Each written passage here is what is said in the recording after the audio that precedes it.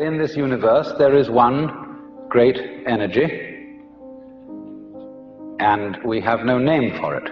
People have tried various names for it, like God, like Brahman, like Tao, but in the West the word God has got so many funny associations attached to it that most of us are bored with it. When people say God the Father Almighty, most people feel funny inside. But according to Buddhist philosophy, all this universe is one tathata.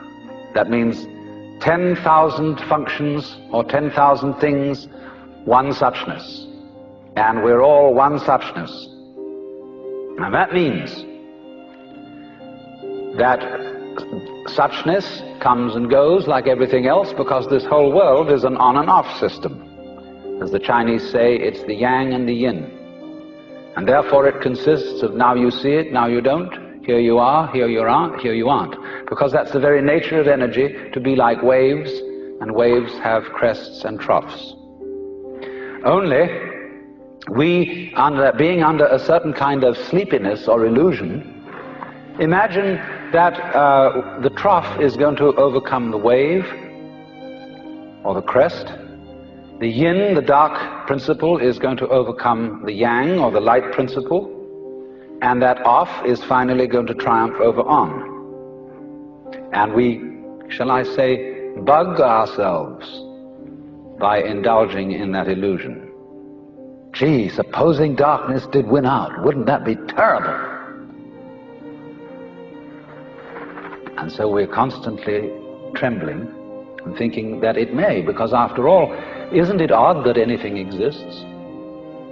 It's most peculiar. It requires effort, it requires energy, and it would be so much easier for there to have been nothing at all. Therefore we think, well, since the is side of things is so much effort, you always give up after a while and you sink back into death. But death is just the other face of energy,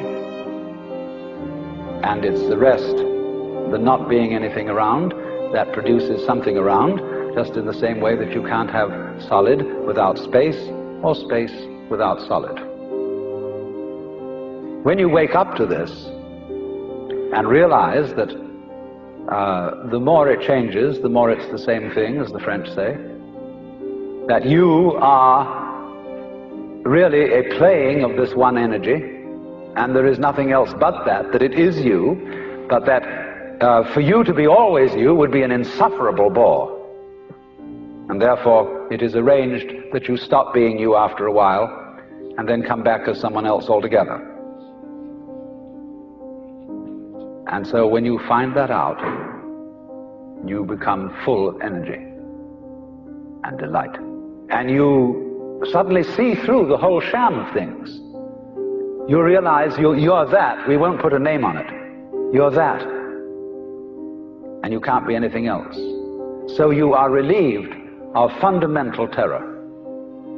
That doesn't mean that you're always going to be a great hero, that you won't jump when you hear it bang, that you won't worry occasionally, that you won't lose your temper. It means, though, that fundamentally, deep, deep down within you, you will be able to be human in the pains, difficulties, and struggles that naturally go with human existence.